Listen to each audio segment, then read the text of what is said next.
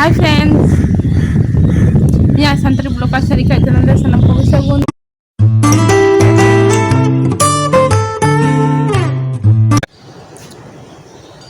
जोहार गे मारांग बुरु और ओना सांगते अलिया चैनल सानताड़ी ब्लॉगर सारिका पक्ष खना सानाम सब्सक्राइबर और व्यूअर्स को नवा वीडियो को नेल लगी और गड़ो सपोर्ट एम लगी अडी अडी सरहाव और ओना सांगते अडी भागे बुझे कना जे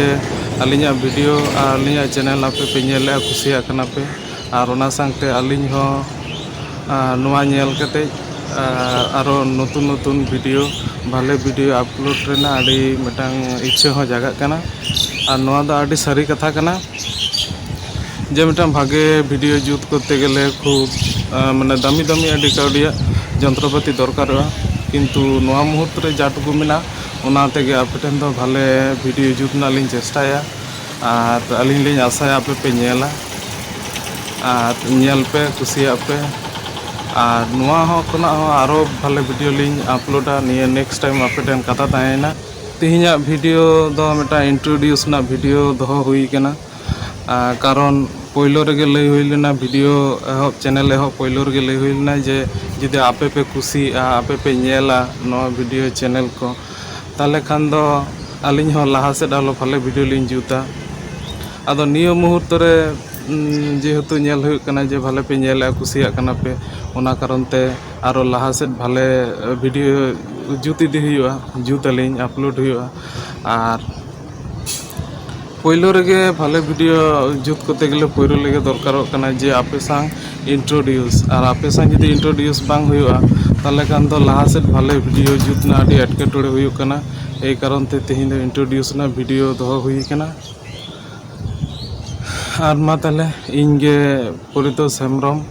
और इन बाबा ᱧᱩᱛᱩᱢ ᱫᱚ ᱦᱩᱭᱩᱜ ᱠᱟᱱᱟ ᱥᱟᱨᱤᱠᱟ ᱴᱩᱰᱩ ᱦᱮᱢᱵᱨᱚᱢ ᱡᱟᱦᱟᱸᱭᱟᱜ ᱤᱥᱤᱱ ᱵᱟᱥᱟᱝ ᱟᱹᱰᱤ ᱫᱤᱱ ᱠᱷᱚᱱᱟᱜ ᱯᱮ ᱧᱮᱞ ᱟᱠᱟᱜᱼᱟ ᱡᱚᱫᱤও ᱱᱚᱣᱟ ᱫᱚ ᱢᱟᱱᱮ ᱯᱳᱭᱞᱳ ᱵᱷᱤᱰᱤᱭᱳ ᱤᱱᱴᱨᱳᱰᱤᱭᱩᱥ ᱨᱮᱱᱟᱜ ᱯᱳᱭᱞᱳ ᱵᱷᱤᱰᱤᱭᱳ ᱠᱟᱱᱟ ᱠᱤᱱᱛᱩ ᱱᱚᱣᱟ ᱞᱟᱦᱟ ᱟᱨᱚ ᱟᱹᱰᱤ ᱩᱛᱟᱹᱨ ᱫᱟᱠᱟ ᱩᱛᱩ ᱤᱥᱤᱱ ᱨᱮᱱᱟᱜ ᱵᱷᱤᱰᱤᱭᱳ ᱠᱚ ᱢᱮᱱᱟᱜᱼᱟ ᱧᱮᱞ ᱫᱟᱲᱮᱭᱟᱜ ᱯᱮ ᱰᱤᱥᱠᱨᱤᱯᱥᱚᱱ ᱯᱨᱚᱛᱤᱴᱤ ᱵᱚᱠᱥ ᱞᱤᱧ ᱫᱚᱦᱚᱭᱮᱜᱼᱟ আর নিয়ে ভিডিও দো শুট হুᱭᱩᱜ ᱠᱟᱱᱟ কল্যাণী নদিয়া ওয়েস্ট বেঙ্গল খনা শুট হুᱭᱩᱜ ᱠᱟᱱᱟ और नुआ दो अब आड़ी गर्व कना जायगा रेगे आड़ी दामान दामान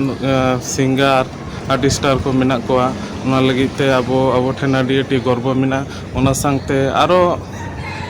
नदिया दो एमनी तेगे मतलब सजा गुचे शहर बोले ᱧᱩᱛᱩᱢ कना मा तले आपे खुशी आपे और जहाँ जहाँ पे नवा का अवश्य सब्सक्राइब पे नवा को वीडियो को नाम दिए पे एड़े खान आपे टेन कथा तहन कना अक्तो रे किछु लई करते गेले निये गे लईवा जे कोटा दिन लहा आडी मारांग होय बन परम आगु का और निये मुहूर्त रे एटा दिसम अमेरिका इटाली लिका आबो भारत वर्ष रे हो नोआ मिटांग कोरोना भाइरस बोलो कान त माने जतो हर कोन बाड़ाया और नोआ रे दो आडी हर गबन जखम कना अनमुरगन बांग उडुक कना ओना संगते आडी आडी हर बतर रे मेना बना और निये गे कथा कना जाते भागे बन ताहेन मा और ओना संगते अब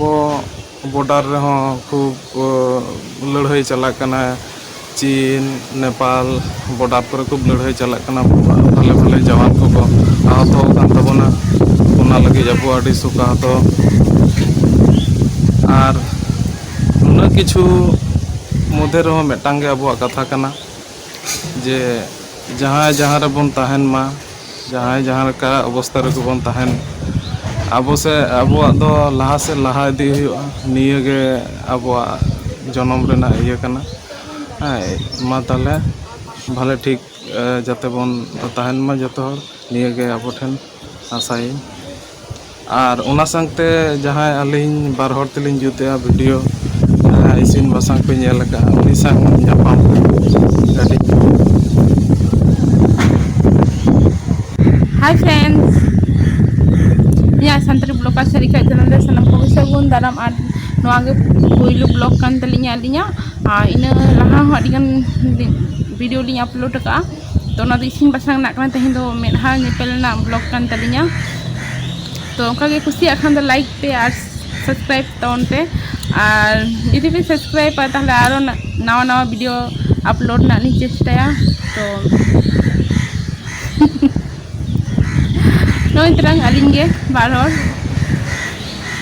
Nito bajak kena chota. Noy terang chat le dejak kena pucur hoy ay. To pucur rimil ay. Noy terang inyayo